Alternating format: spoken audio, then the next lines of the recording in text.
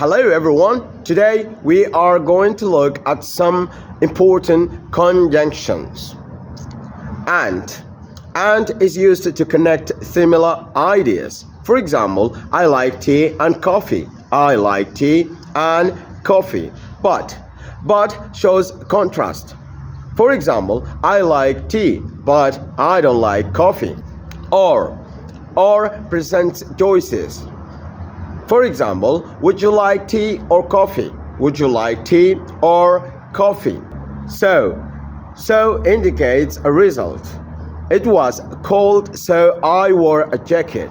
It was cold, so I wore a jacket. Because explains the reason. I stayed home because it was raining. I stayed home because it was raining. Although shows contrast. Similar to but. Although it was raining, I went out. Although it was raining, I went out. However also shows contrast.